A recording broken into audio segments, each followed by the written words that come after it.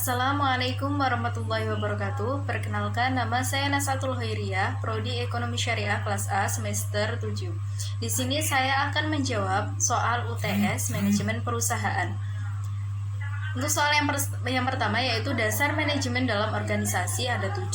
Yang pertama yaitu perencanaan atau planning adalah fungsi utama dari manajemen organisasi. Planning juga merupakan cara paling baik untuk mencapai tujuan dan menerapkan strategi organisasi. Kemudian yang kedua ada pengorganisasian atau organizing adalah proses penyusunan atau penentuan sumber daya organisasi untuk mencapai tujuan perusahaan. Kemudian ada kepegawaian atau staffing, merupakan sumber daya terpenting dalam sebuah organisasi dan menjadi salah satu penentu keberhasilan organisasi untuk mencapai tujuannya.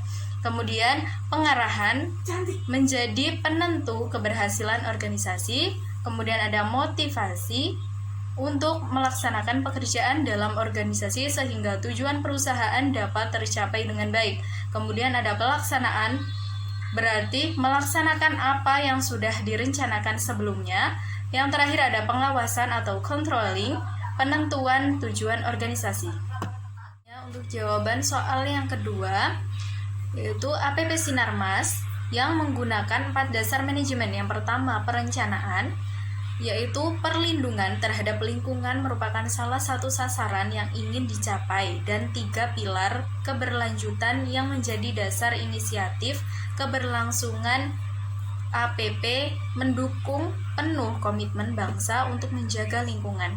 Selain itu, APP juga turut berkomitmen untuk mengelola sumber daya dengan prinsip kehati-hatian dan bertanggung jawab.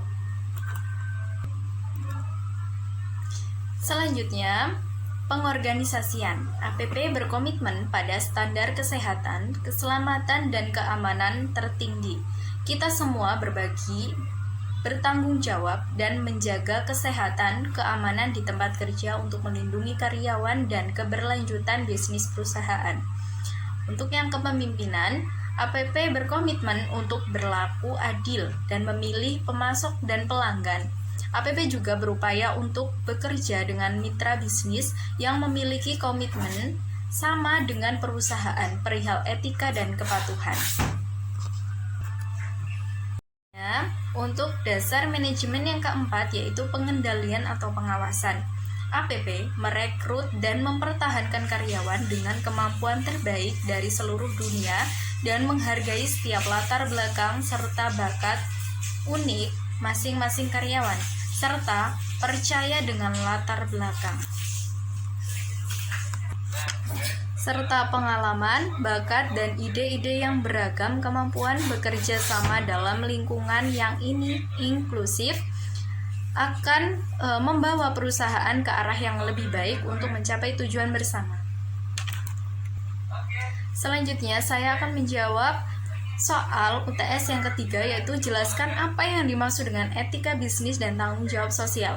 Etika bisnis adalah kode etik yang diterapkan dalam perusahaan untuk melakukan kegiatan bisnisnya.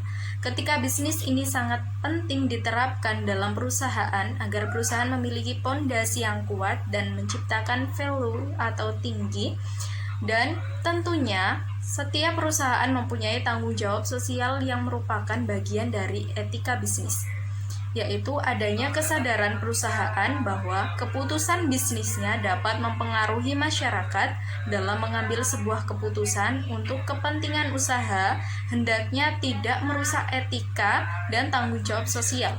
Adapun tanggung jawab sosial perusahaan meliputi: yang pertama, tanggung jawab sosial terhadap konsumen; yang kedua, terhadap karyawan; yang ketiga, kepada kreditor; yang keempat, kepada pemegang saham.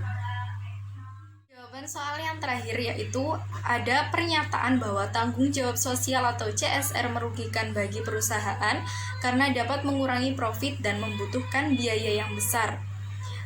Menurut saya tidak setuju, karena etika perusahaan melakukan CSR sudah meminimalkan resiko yang akan terjadi. Lebih dari sekedar kepatuhan, perusahaan harus mengenali dampak nyata dan potensi dampak sosial ekonomi politik, dan lingkungan. Berdasarkan kesadaran ini, perusahaan harus mengembangkan dan menerapkan kebijakan dan prosedur untuk meminimalkan kerusakan dan kerugian yang mungkin timbul dari operasi perusahaan atau dari mitra bisnisnya.